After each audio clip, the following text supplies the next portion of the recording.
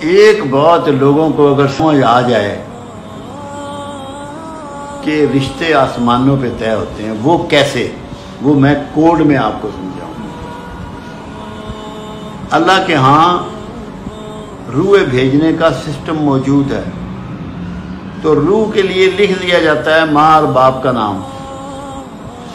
تو جب روح کے لیے لکھ دیا گیا اس کے ماں اور باپ کا نام، تو یقیناً انہیں دونوں کی شادی ہوگی، تو رشتہ آسمان پہ طے ہوگا نا۔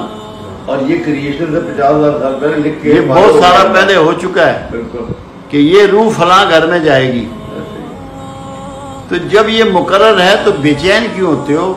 اللہ رب ہے، رب کہتے ہیں پالنے والے کو، دینے والے کو، چھیننے والے کو۔ اس کی اسائنمنٹ ہے تمہارے پالنے کا بندوبست کرنا، تمہارے بچوں کی شادی کا بندوبست کرنا، سارے کام اس کے ہیں۔ اس کو اس کے کام یاد مت کرواؤ، اس سے معافی مانگو، اپنی غلطیوں کی توبہ کرو، معافی مانگو کہ یا اللہ ہمیں بے چینی ہے، بے صبرے ہیں۔ مولا علی نے ایک اتنی حسین بات ایک دفعہ کہی، آپ نے فرمایا ہم کیسے لوگ ہیں، ہم کیسے لوگ ہیں، وقت سے پہلے چاہتے ہیں، نصیب سے زیادہ چاہتے ہیں۔ وقت سے پہلے، او بھائی تیری بیٹی کا، تیرے بیٹے کا وقت مقرر ہے، جب اس کی شادی کا وقت آنا ہے، جس جگہ ہونی ہے، پروردگار عالم نے غیب سے اس کے بندوبست کرنے ہیں، سب ہو جانا ہے۔ تو صبر کر کے بیٹھ، بے صبرہ ہو کے تو کر لے گا۔ اصل میں چیز کیا ہے؟ لوگ یہ سمجھ رہے ہیں کہ میری بیٹی کا رشتہ، میرے بیٹے کا رشتہ، میرا کاروبار میری ایفرٹ سے ہے۔ یہ ایفرٹ سے نہیں ہے، نصیب سے۔ جس کو چاہتا ہوں غریب کروں، جس کو چاہتا ہوں امیر کروں، جس کو چاہتا ہوں کھلا دوں، جسے چاہوں ناپ تول کے دوں، جسے چاہوں گن کے دوں، جسے چاہوں نہ دوں، جسے چاہوں صحت دوں، جسے چاہوں عزت دوں، جسے چاہوں ذلت دوں، جسے چاہوں حکمرانی دوں، جسے چاہوں معزول کروں۔ یہ سارے اختیارات اس کے ہیں۔ تم صرف یہ کہو کہ یا اللہ تو ہمیں اپنی ناراضگی سے محفوظ فرما دے۔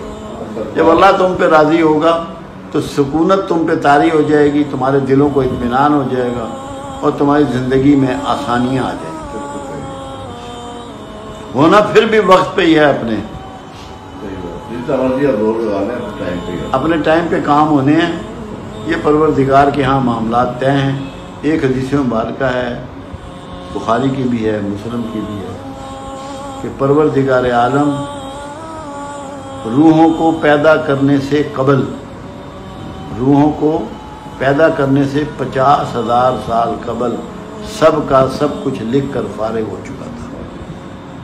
یہ حدیث مبارکہ ہے، یہ الفاظ ہے۔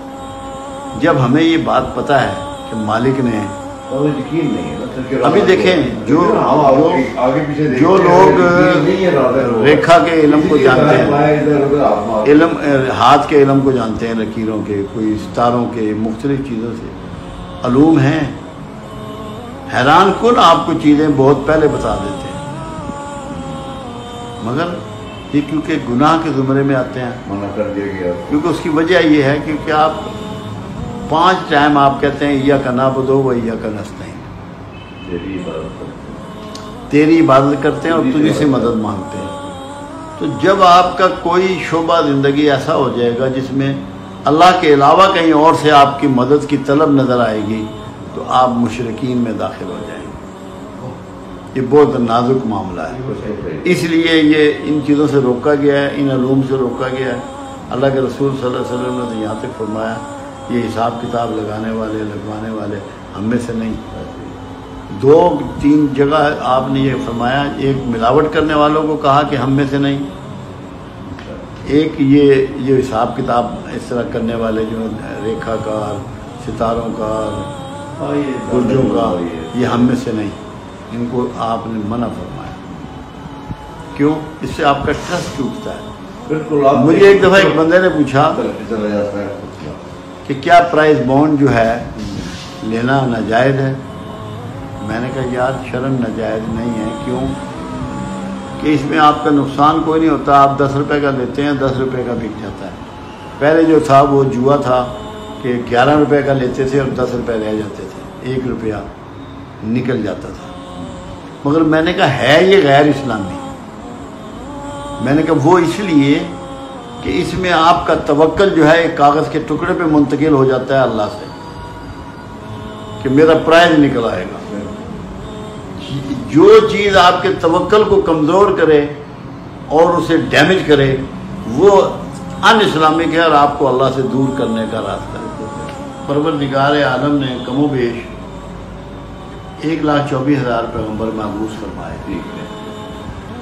جو ہمارے پاس 28 کا ریکارڈ اویلیبل ہے قرآن میں، ان 28 کو ایک بات اللہ نے سب کو کہی اور ایک بات تمام پیغمبروں سے اللہ نے کہلوائی. ان کو یہ کہا کہ تمہارا کام دعوت دینا ہے، ہدایت دینا میرا کام ہے. دعوت دینا تمہارا کام ہے، ہدایت دینا میرا کام ہے. سبحان اللہ. کیوں؟ ہدایت ہم دیں گے. ہاں ایسے ہی ہے. تو وہاں بھی ہدایت اپنے پاس رکھی، اپنے پاس رکھی.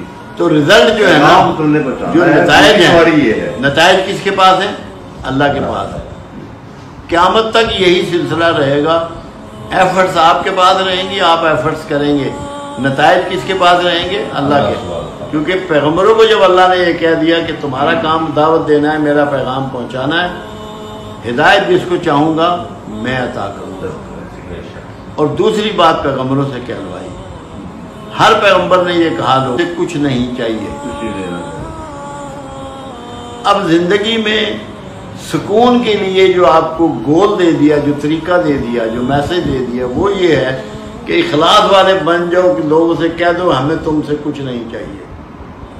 لوگوں سے توقعات ختم کر دو، اللہ تم سے راضی ہو جائے گا اور تمہاری توقعات کو پورا کرے گا.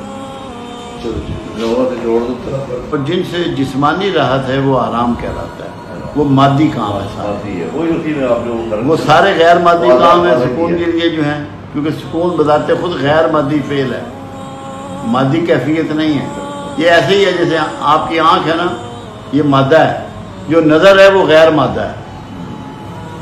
تو کام تو آپ نظر سے لے رہے ہیں، نظر آنا بند ہو جائے آنکھیں تو ساری پتلیاں وغیرہ وہیں رہیں گی، کوئی نکل کے باہر تو نہیں چلی جاتی.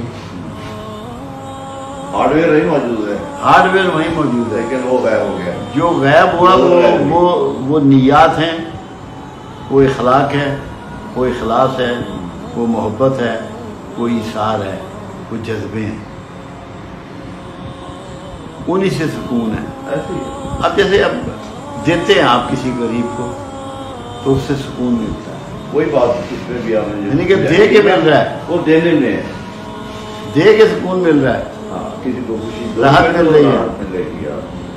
کسی کو مال دو گے تو اس سے ہی آپ کو خوشی ملے گی. اب میں آپ کو عزت دوں گا نا تو مجھے عزت ملے گی، جو دو گے وہ ملے گا، وہ واپس مل جائے گا. اللہ اسے بڑھا کے لوٹا دے گا آپ کو. بس اللہ کرے یہ سمجھ میں آتی نہیں ویسے یہ عام طور پہ جنرلی نہیں سمجھ میں آتی. نہیں آتی.